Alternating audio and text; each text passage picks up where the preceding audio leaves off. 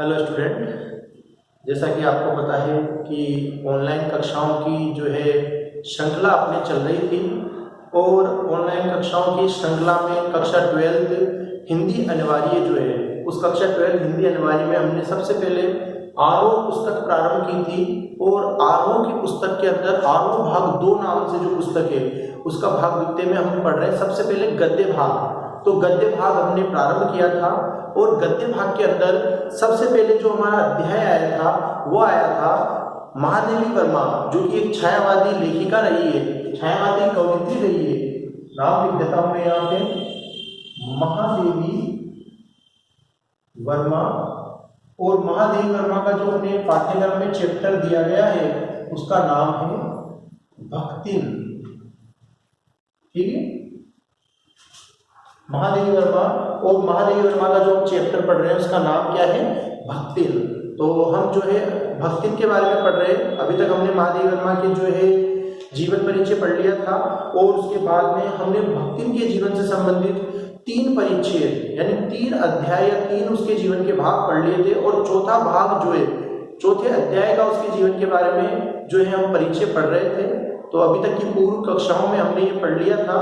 आज अगली कक्षा में आज हम प्रारंभ करते हैं। चलो बुक में आ जाए आप सभी लोग, बुक पे देखें। पेज संख्या है आपके 75 यानी 75 पेज नंबर पर देखेंगे। 75 तक कल करा दिया था मैंने, 75 के बाद आगे चलेंगे।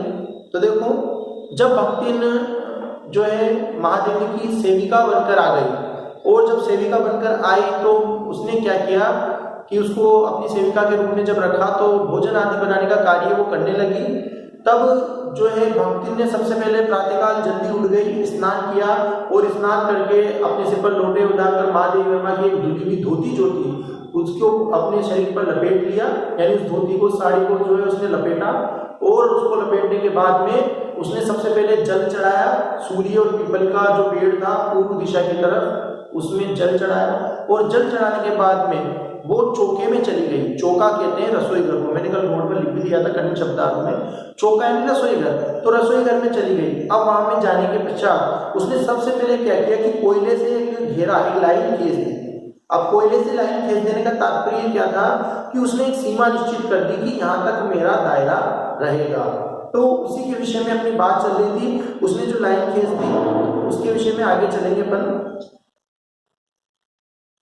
तब कोयले की रेखा मेरे लिए लक्ष्मण के धनुष से खींची हुई रेखा के समान दुर्लंघ्य हो उठी। अब देखो पेज संख्या 75 पर आपको छठी लाइन जो है छठी पंक्ति में मिल जाएगा कि तब कोयले की रेखा, कि जब भक्तिन ने कोयले की जो रेखा खींची वो रेखा मेरे लिए लक्ष्मण के धनुष से खींची हुई रेखा के समान दुर्लंघ्य हो उठी। तो वो रेखा कैसी थी? जिस प्रकार लक्ष्मण जी जो थे उन्होंने क्या किया था कि जब वो वनवास काट रहे थे सीता और श्री राम के साथ में, तो उस समय उन्होंने सीता जी की रक्षा के लिए एक लाइन खींच दी थी, उसे लक्ष्मण रेखा कहते हैं। तो उसको किसी भी राक्षस को उसको पार करना एक बहुत कठिन कार्य था। वो सिद्धि प्राप्त, उन्होंने सिद्धि से जो है वो पंक्ति खींची थी। तो उसी प्रकार से यहाँ भी जो है किसने, भक्तिन जो थी उन्होंने चौके के बाहर एक कोयले से लाइन खींच दी। जो किसके लिए? जो मेरे लिए यानी किसके लिए? यहाँ पर महादेवी वर्मा जो है खींची हुई रेखा मेरे सामने, रेखा के सामने दुर्लंघ्य होगी। दुर्लंघ्य का मैं कठिन शब्दार्थ में लिख देता हूं आपको, दुर्लंघ्य।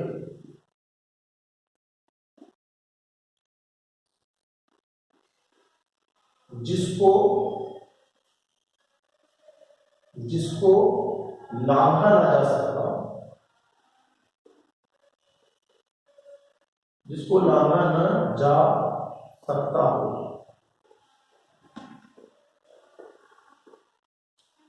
दुर्लंघ्य, ठीक है ना?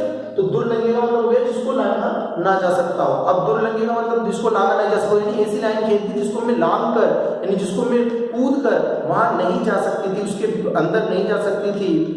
निरुपाय, निरुपाय यानी बिना उपाय के, निरुपाय अपने कमरे के बिछोने में पड़कर नाक के ऊपर खुली हुई पुस्तक स्थापित कर चौके में पीढ़े पर आसीन अनाधिकारी को भूलने का प्रयास करने लगी। अब महादेवी क्या है, निरुपाय हो गई। निरुपाय यानी उनके पास में कोई उपाय नहीं रहा। तो अपने कमरे में चली गई और बिछोने में पड़कर, यानी बिस्तर जो था उस पर पड़ गई, आराम करने लगी और नाक के ऊपर खुली हुई किताब, यानी अपने सामने किताब खोल ली और पुस्तक जो है स्थापित करके चौके के पीढ़े, यानी रसोई घर के अंदर स्थापित जो पीढ़ा था बैठने का, उस पर आसीन, यानी उस पर बैठने वाली अनाधिकारी, जिसको वहां पर कोई अधिकार नहीं था, मेरे घर में वो अधिकारी बनकर बैठ गई थी, तो उसको भूलने का मैं प्रयास करने लगी। नेक्स्ट गद्यांश में चलेंगे। भोजन के समय जब मैंने अपनी निश्चित सीमा के भीतर निर्दिष्ट स्थान ग्रहण कर लिया, तब भक्ति ने प्रसन्नता से लबालब दृष्टि और आत्मतुष्टि से अप्लावित मुस्कुराहट के साथ मेरी फूल की थाली में 1 अंगुल मोटी और गहरी काली चित्तीदार 4 रोटियां रखकर उसे टेढ़ी कर गाढ़ी दाल परोस दी। अब देखो भाई हुआ क्या कि भोजन के समय, जब भोजन करने का समय हो गया, तो भोजन के समय जब मैंने निश्चित सीमा के भीतर की जो एक निश्चित लाइन खींच दी थी, उस सीमा में मैं नहीं गई, उसके बाहर जो सीमा थी उसमें सीमा के भीतर निर्दिष्ट का मतलब है निर्देश दिया गया हो जिस चीज के लिए, निर्दिष्ट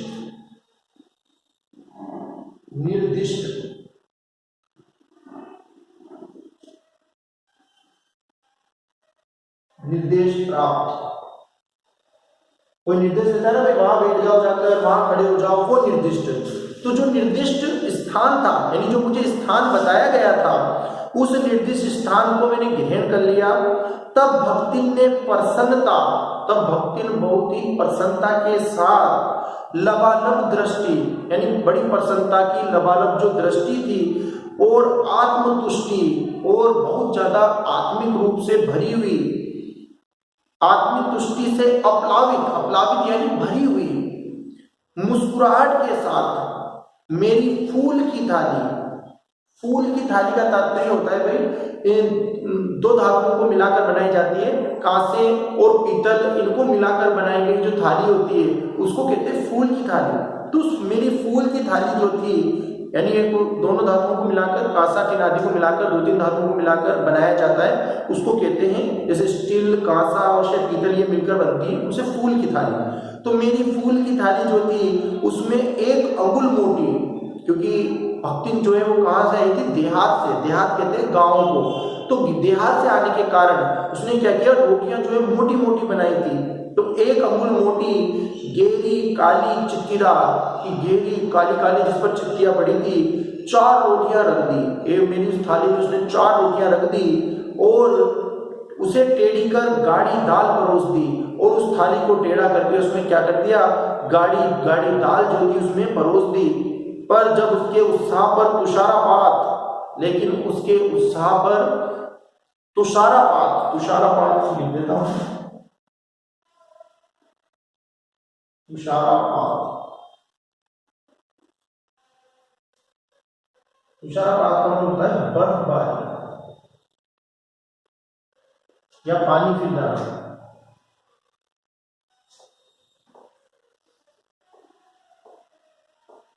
तुषार में से ओस की बूंदों को भी कहते हैं ना, तो पानी फिर जाना अपन कहते हैं, पूरी मेहनत पर पानी फिर गया, तो वो या बर्फबारी हो जाना, वो तुषारापात।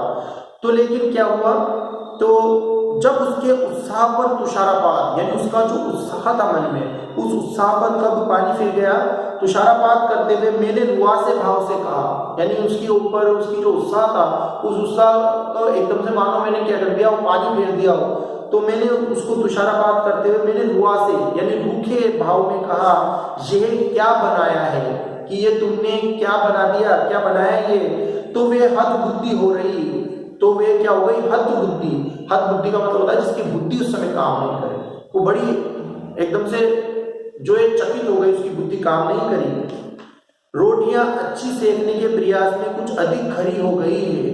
अब रोटियां क्या है, उसने अच्छी सेकना चाहिए, तो अच्छी सेकने के कारण क्या हो गया, खरी हो गई यानी ज्यादा कड़क हो गई, थोड़ी जल गई थी वो, पर अच्छी है। तरकारियां थी, पर जब दाल बनी है तो उनका क्या काम, घर में हरी सब्जियां, तरकारियां भी थी, लेकिन उसने दाल बनाई थी, तो उन तरकारियों का क्या काम, शाम को दाल ना बनाकर तरकारी बना दी जाएगी। और उसने कहा, क्या कहा कि शाम को दाल ना बनाकर मैं क्या बना दूंगा, हरी सब्जी बना दूंगी। दूध घी मुझे अच्छा नहीं लगता। फिर महादेवी बोली कि मुझे दूध और घी जो है क्या नहीं लगता है, अच्छा नहीं लगता है, नहीं तो सब ठीक हो जाता, नहीं तो क्या रहता कि मैं दूध घी आदि से भी काम चला लेती। अब न हो तो अमचूर और लाल मिर्च की चटनी पीस ली जावे। और अब कुछ भी नहीं है खाने के लिए तो क्या किया जाए कि अमचूर और लाल मिर्च जो है उनको मिला करके क्या बना ले, चटनी पीस ली जावे। उससे भी काम ना चले तो वे गांव से लाई हुई गठरी में से थोड़ा सा गुड़ दे देगी। अब भक्ति ने कहा कि भाई और कुछ पसंद नहीं आ रहा तो क्या किया जाए कि अमचूर और लाल मिर्च लेकर उनकी क्या बना ले, चटनी बना ले। और अगर फिर भी नहीं है तो वो गांव से गठरी लेकर आई थी। गठरी यानी पोटली भक्ति साथ में, तो उसमें उसके पास गुड़ था।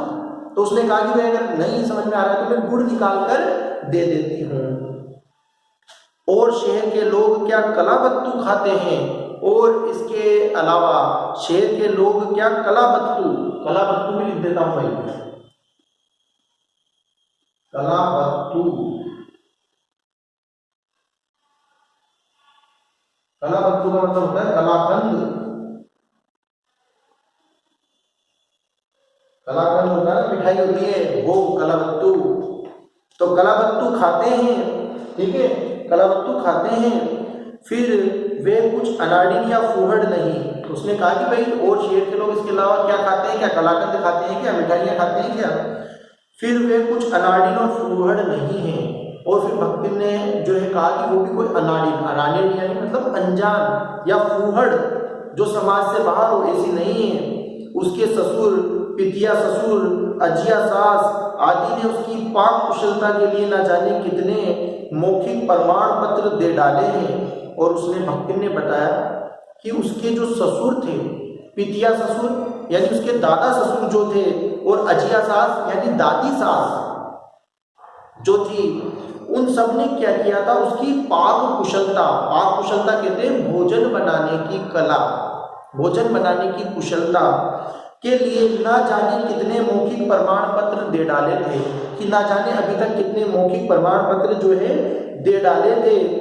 भक्तिन के इस सार गर्भित लेक्चर का प्रभाव ये हुआ कि मैं मीठे से विरक्ति के कारण, बिना गुड़ के और घी से अरुचि के कारण रूखी दाल से एक मोटी रोटी खाकर बहुत ठाठ से यूनिवर्सिटी पहुंची। अब देखो भक्तिन ने जो इस प्रकार का सार गर्भित यानी सार से भरा हुआ जो लेक्चर यानी भाषण सुनाया, तो उसका प्रभाव मेरे पर यह हुआ कि मेरी मीठे से विरक्ति थी, यानी मीठा मुझे अच्छा नहीं लगता था। और बिना गुड़ के और घी से अरुचि, तो गुड़ मैंने लिया नहीं, और घी से मुझे अरुचि यानी घी भी मुझे रुचि पर अच्छा नहीं लगता था। तो घी से अरुचि के कारण मैंने क्या किया, रूखी दाल यानी उसमें सूखी दाल में ही क्या किया, मैंने एक मोटी रोटी रखकर बहुत ठाठ से, बहुत ठाठ यानी आराम से मैं यूनिवर्सिटी यानी विश्वविद्यालय जो था उसमें पहुंची। क्योंकि महादेवी वर्मा खुद जो है एक यूनिवर्सिटी की लेक्चरर थी, तो वहां पर वो पहुंची, अध्यापिका थी, व्याख्याता थी मतलब। और न्याय सूत्र पढ़ते पढ़ते शहर और देहात के जीवन की इस अंतर पर विचार करने लगी। और मैं न्याय सूत्र जो है वो पढ़ते पढ़ते शहर और देहात, देहात कहते हैं ग्राम को, शहर और देहात, देहात ग्राम, तो शहर और ग्राम यानी गांव जो है उनके जीवन के अंतर, उनके दोनों के जीवन जीने में कितना अंतर है, उस पर मैं क्या करने लगी, विचार करने लगी। अलग भोजन की व्यवस्था करनी पड़ी थी। अपने गिरते हुए स्वास्थ्य और परिवार वालों की चिंता के निवारण के लिए पर प्रबंध ऐसा हो गया कि उपचार का प्रश्न ही हो गया। अब महादेवी सोचने लगी कि उसने भक्ति को इसलिए रखा था, क्यों रखा था, कि उसको अलग भोजन बनाने वाले की आवश्यकता थी। उसे आवश्यकता थी कि कोई उसके घर पर भोजन तैयार कर दे, तो अलग भोजन की व्यवस्था करनी पड़ी। क्यों करनी पड़ी, क्योंकि उसका क्या था, अपने गिरते हुए स्वास्थ्य यानी उसका स्वास्थ्य कमजोर होती जा रही थी, दिन प्रतिदिन महादेवी वर्मा का स्वास्थ्य गिरता जा रहा था, इसलिए उसने भोजन बनाने की अलग व्यवस्था की थी। और परिवार वालों का चिंता निवारण, और परिवार वाले जो चिंतित थे उनकी चिंता का निवारण करने के लिए उसने ऐसा प्रबंध किया था। पर प्रबंध ऐसा हो गया, लेकिन प्रबंध ऐसा हो गया कि उपचार का प्रश्न ही हो गया। लेकिन प्रबंध तो ऐसा हुआ कि उपचार का प्रश्न ही समाप्त हो गया, यानी ऐसा भोजन बनाने वाली उन्होंने रखी जो उनको उसका भोजन बनाना ही समझ में नहीं आया, तो उपचार का प्रश्न ही क्या हो गया, समाप्त हो गया। इस देहाती वृद्धा ने, इस गांव की वृद्धा यानी बूढ़ी जो महिला थी, भक्तिन जो थी, उसने जीवन की सरलता के प्रति मुझे इतना जागृत कर दिया था कि मैं अपनी असुविधाएं छिपाने लगी, कि मुझे इतना जागृत कर दिया था कि क्या करने लगी, मैं अपनी जीवन की जो सरलता के प्रति, जीवन की जो सरलता है, साधारणता जो है, उसके प्रति मुझे इतना जागृत कर दिया, इतना सचेत कर दिया कि मैं अपनी असुविधाएं छिपाने लगी, कि मेरी जो असुविधाएं हुआ करती थी उनको मैं छिपाती थी। सुविधाओं की चिंता करना तो दूर की बात, और सुविधाओं की चिंता तो किसे रहे, वो तो दूर की बात है। इसके अतिरिक्त भक्तिन का स्वभाव ही ऐसा बन चुका था कि वे दूसरों को अपने मन के अनुसार बना लेती। इसके अतिरिक्त भक्तिन का स्वभाव ऐसा हो गया था कि वो दूसरों को भी अपने मन के अनुसार ढाल लिया करती थी, पर अपने संबंध में किसी प्रकार के परिवर्तन की कल्पना तक उसके लिए संभव नहीं, लेकिन अपने में थोड़ा भी परिवर्तन की कल्पना करना उसके लिए संभव नहीं है। अगले पेज पर आ जाए आप लोग, पेज संख्या 76 पे, 76 पर। इसी से आज मैं अधिक देहाती हूँ। अब इसी से मैं आज अधिक देहाती हूँ, यानी महादेवी मानती है कि इस कारण से ही मैं क्या हुआ, क्योंकि भक्ति खुद तो बदली नहीं, खुद में तो थोड़ा भी परिवर्तन नहीं करना चाहती थी, लेकिन सामने वाले को अपने अनुकूल बना लेती थी। इसी कारण मेरे अंदर क्या हो गया, परिवर्तन होने लगा। आज मैं अधिक देहाती बन गई, कि मैं भी गांव वालों की तरह अधिक गांव वाली व्यवस्थाओं वाली बन गई हूँ। अब देखो यहाँ से एक प्रश्न बन जाता है आपके बोर्ड कक्षा के लिए कि भक्तिन के आ जाने के बाद में महादेवी वर्मा और भी अधिक देहाती हो गई, कैसे, स्पष्ट कीजिए। तो आंसर यही आ रहा है। अब देखो क्यों हो गई देहाती, वो समझ लो कि देखो, पर उसे शहर की हवा नहीं लग पाई, कि नहीं, महादेवी तो जो है देहाती बन गई, लेकिन भक्तिन को शहर की थोड़ी सी भी हवा नहीं लग पाई। मकई का रात को बना दलिया सवेरे मट्ठे से सौंधा लगता है, कि पहले जो है महादेवी ऐसा भोजन नहीं करती थी, लेकिन अब मकई का यानी मक्के से बना हुआ रात का जो दलिया होता था वो सवेरे मट्ठे से यानी दही छाछ के साथ में सौंधा यानी बहुत स्वादिष्ट लगता है। बाजरे के तिल लगाकर बनाए हुए पुए गरम कम अच्छे लगते हैं। बाजरे के तिल लगाकर जो पुए बनते हैं वो भी अब गरम तो कम अच्छे लगते हैं। ज्वार के भुने हुए भुट्टे के हरे दानों की खिचड़ी स्वादिष्ट लगती है। जैसे गांव में चलता है कि ज्वार के जो हरे भुने हुए जो भुट्टे होते हैं उनके हरे हरे दाने, उनकी खिचड़ी भी मुझे स्वादिष्ट लगती है। सफेद महुए की लापसी संसार भर के हलवे को लजा सकती है, और सफेद महुआ जो है उसकी लापसी बनाना और उस लापसी को खाए जब, तो संसार भर में जो हलवा मिलता है, कलावत जो कलाकंद हलवा जो होता है वो संसार भर के हलवे को क्या करता है, लजा सकता है। आदि वे मुझे क्रियात्मक रूप से सिखाती रहती है। आदि बातें वो मुझे क्रियात्मक रूप से यानी क्रिया के रूप में सिखाती रहती है, यानी इस प्रकार का भोजन, इस प्रकार की बातें जो है मैं धीरे धीरे सीखती रही और मैं देहाती बन गई। पर यहाँ का रसगुल्ला तक भक्तिन के पोपले मुंह में प्रवेश करने का सौभाग्य नहीं प्राप्त कर सका।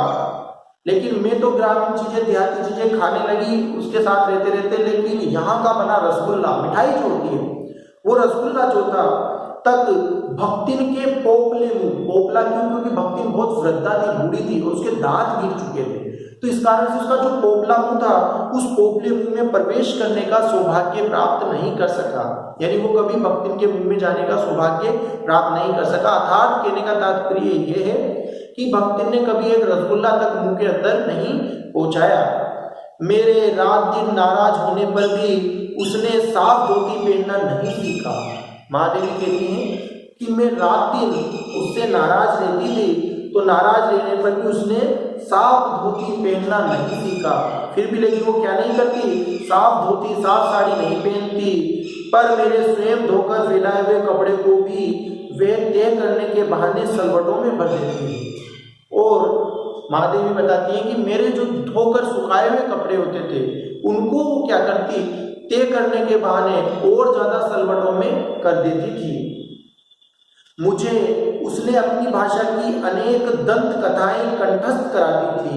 भक्तिन जो थी उसने महादेवी को अपनी भाषा की यानी अपनी देहाती जो ग्रामीण भाषा थी उसकी अनेक दंत कथाएं जो एक से दूसरे को सुनाई जाती हैं और याद की जाती है वो दंत कथाएं, तो दंत कथाएं मुझे कंठस्थ यानी याद कराती थी। पर पुकारने पर आय के स्थान पर जी कहने का शिष्टाचार नहीं सीख सकती थी। लेकिन भक्तिन जो थी उसे मैंने कई बार समझाया, जब मैं पुकारती या कोई बात कहती तो वो आय बोलती, तो आय के स्थान पर वो जी शब्द का प्रयोग करना भी शिष्टाचार में नहीं सीख सकी थी। नेक्स्ट चलेंगे अगले उदाहरण पर, अगले गद्यांश पर। भक्तिन अच्छी है यह कहना कठिन होगा क्योंकि उसमें दुर्गुणों का अभाव नहीं। देखो भाई, एक प्रश्न इस वाले गद्यांश से बनता है ये कि यही लाइन उठाई जाती है कि भक्तिन अच्छी है यह कहना कठिन है कि उसमें दुर्गुणों का अभाव नहीं है, स्पष्ट कीजिए, ऐसा एक प्रश्न बनता है। अर्थात कहने का तात्पर्य यह है कि भक्तिन अच्छी तो है लेकिन यह कहना कठिन है कि उसमें दुर्गुण यानी बुरे गुण नहीं है, इस बात को स्पष्ट करना है। तो देखो, भक्तिन अच्छी तो थी लेकिन दुर्गुण कैसे थे भाई? दुर्गुण ऐसे थे तो मेली धोती पहनती थी, महादेवी के समझाने पर भी क्या करती थी, धुले हुए कपड़े नहीं पहनती थी। दूसरा, महादेवी ने कई बार समझाया भाई आय के स्थान पर क्या करो, जी का शिष्टाचार शब्द का प्रयोग करो, लेकिन वो नहीं करती थी। और वो स्वयं क्या करती थी, दूसरों को अपने को अनुकूल बनाने की कोशिश करती थी लेकिन खुद में वो कुछ भी परिवर्तन नहीं करती थी। तो इस प्रकार से हम कह सकते हैं इस बात के लिए कि भक्तिन अच्छी ये कहना कठिन होगा कि उसमें दुर्गुणों का अभाव नहीं है। और भी बातें आएंगी भी इसमें, वो भी अपन इसमें जोड़ देंगे। वे सत्यवादी हरिश्चंद्र नहीं बन सकती पर नरोवा कुंजरोवा कहने में भी विश्वास नहीं करती। देखो, वे सत्यवादी हरिश्चंद्र, राजा हरिश्चंद्र का आपने नाम सुना होगा, जो सत्यवादी यानी हमेशा सत्यवाद बोलते थे, तो वो सत्यवादी राजा हरिश्चंद्र तो नहीं बन सकती है। क्यों नहीं बन सकती है? क्योंकि राजा हरिश्चंद्र की तरह हमेशा सत्य बोले ऐसी शक्ति तो उसमें नहीं है। पर नरोवा कुंजरोवा, लेकिन नर और मनुष्य इनकी पूजा करना, नरों की यानी ईश्वर की और नर मनुष्य की पूजा करना, इसमें वो विश्वास नहीं करती। मेरे इधर उधर पड़े पैसे रुपए भंडार घर की किसी मटकी में कैसे अंतर्रहित हो जाते हैं, ये रहस्य भी भक्ति नहीं जानती है। अब देखो, भक्ति क्या करती है कि महादेव वर्मा के इधर उधर पड़े हुए जो पैसे रहते हैं उन पैसों को क्या करता है, भंडार घर के अंदर किसी मटकी के अंदर जाकर अंतर्रहित यानी उसके अंदर जाकर छुपा देती है। और इसका रहस्य केवल भक्ति नहीं जानती, यानी मटकी के अंदर कैसे चल जाते हैं, भंडार गृह जहाँ पर सामान रखे जाते हैं, स्टोर रूम में जहाँ सामान रखे जाते थे, वहां की मटकी में वो पैसे कैसे पहुंच जाते थे, इस बात का रहस्य कौन जानती थी? भक्ति नहीं जानती थी। तो ये भी एक दुर्गुण हो गया कि महादेव वर्मा के पैसे छुपाती थी। लेकिन छुपाती क्यों थी वो भी सुन लो, इसलिए नहीं कि वो चोरी करती थी, इसलिए छुपाती थी कि वो बुरे समय में काम आएंगे। देखो अभी आगे बताएंगे इस बात को। पर उस संबंध में किसी के संकेत करते ही वे उसे शास्त्रार्थ के लिए चुनौती दे डालती, लेकिन इस संबंध में कोई उससे कुछ कहे तो वे शास्त्रार्थ यानी उससे वाद विवाद करने के लिए क्या करती, तैयार रहती, चुनौती दे डालती यानी तैयार रहती हमेशा। जिसको स्वीकार कर लेना किसी तर्क शिरोमणि के लिए ही संभव है, जिसको कोई व्यक्ति स्वीकार कर सकता था जिसके अंदर क्या हो, तर्क शिरोमणि यानी तर्क करने की क्षमता रही हो, जो तर्क करने में बहुत अच्छा रहा हो वो इसको स्वीकार कर सकता है। यह उसका अपना घर डेरा, पैसा रुपया जो इधर उधर पड़ा देखा संभाल कर रख लिया कि ये उसका खुद का घर डेरा। किसका घर? देखो घर था किसका, भक्ति वहां सेविका थी, महादेवी का घर था, लेकिन फिर भी महादेवी कह रही कि ये उसका घर ठहरा, क्योंकि वो अपना घर समझकर कार्य करती थी, तो ये उसका घर ठहरा। पैसा रुपया जो इधर उधर पड़ा देखा संभाल कर रख लिया, कि जो भी रुपया पैसा इधर उधर पड़ा देखा उसने क्या किया, संभाल कर रख लिया। ये क्या चोरी है? इसे क्या चोरी कहते हैं?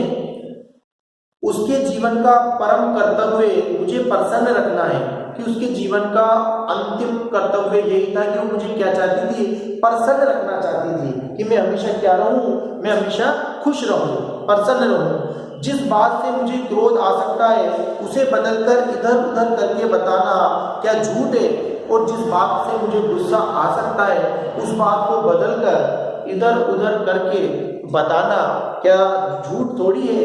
इतनी चोरी और इतना झूठ तो धर्मराज महाराज में भी होगा, और इतनी चोरी और इतना झूठ तो धर्मराज महाराज यानी जो भगवान यमराज के यहाँ जो लिखते हैं वही उनके वहाँ भी चलता होगा। नहीं तो भगवान जी को कैसे प्रसन्न रख सकते और संसार को कैसे चला सकते, नहीं तो जो है वो क्या करते हैं, नहीं तो भगवान जी को कैसे प्रसन्न रखते और संसार को कैसे चला सकते। शास्त्र का प्रश्न भी भक्ति अपनी सुविधा के अनुसार सुलझा लेती है कि शास्त्र यानी जो धार्मिक ग्रंथ पुराण है आदि है, तो शास्त्रों के प्रश्न को भी भक्ति क्या करती, अपनी सुविधा के अनुसार सुलझा लेती। मुझे स्त्रियों का सिर घुटाना अच्छा नहीं लगता, कि मुझे स्त्रियों का सिर घुटाना यानी सिर मुंडवाना, भक्ति क्या करती थी, सिर मुंडवाती थी यानी बाल नहीं रखती थी सिर पे। और महादेवी कहती है कि मुझे क्या नहीं लगता है कि स्त्रियों का सिर घुटाना, कि सिर जो है मुंडवाना अच्छा नहीं लगता। अतः मैंने भक्तिन को रोका, अतः मैंने भक्तिन को इस काम से रोका। उसने अकुंठित भाव से उत्तर दिया कि शास्त्र में लिखा है, लेकिन भक्तिन जो थी उस भक्तिन ने अकुंठित भाव यानी बिना कुंठित हुए उत्तर दिया कि ऐसा किसमें लिखा है, शास्त्र में लिखा है। कुतूहलवश, कुतूहलवश यानी जानने की इच्छा के कारण मैं पूछी बेटी क्या लिखा है, कि जानने की इच्छा कारण में पूछी बेटी क्या लिखा है। तुरंत उत्तर मिला तीरथ गए मुंडाए सिद्ध, तो उसने भक्तिन ने शीघ्रता के साथ उत्तर दिया कि तीरथ गए मुंडाए सिद्ध, कि जब तीरथ चले जाते हैं तो सिद्ध लोग जो है वो अपना सिर मुंडवा लेते हैं, यानी बाल जो है वो सिर पर से हटाकर जो है गंजे हो जाते हैं। कौन से शास्त्र का ये रहस्यमय सूत्र है ये जान लेना मेरे लिए संभव नहीं था, कि कौन से शास्त्र में ऐसा सूत्र लिखा हुआ है ये जान लेना मेरे लिए बिल्कुल भी संभव नहीं था। अतः मैं हार कर मौन हो रही, इसलिए मैं हार कर चुप हो गई।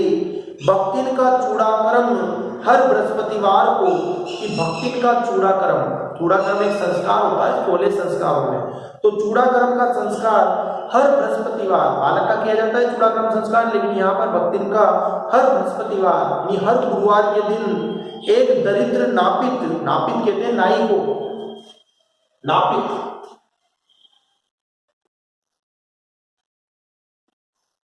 नापित यानी नाई, नाई जानते हो ना, जो बाल आदि काटता है वो नाई।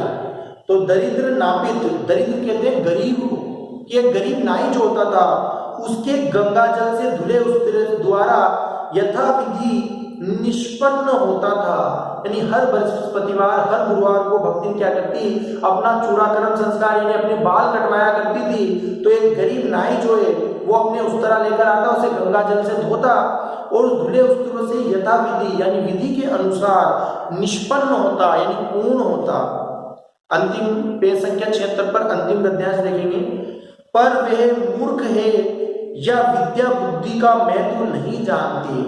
अब देखो महादेवी कह रही है कि पर वे भक्ति क्या मूर्ख है या विद्या बुद्धि का महत्व नहीं जानती, या फिर वो ये नहीं जानती कि विद्या और बुद्धि का क्या महत्व है।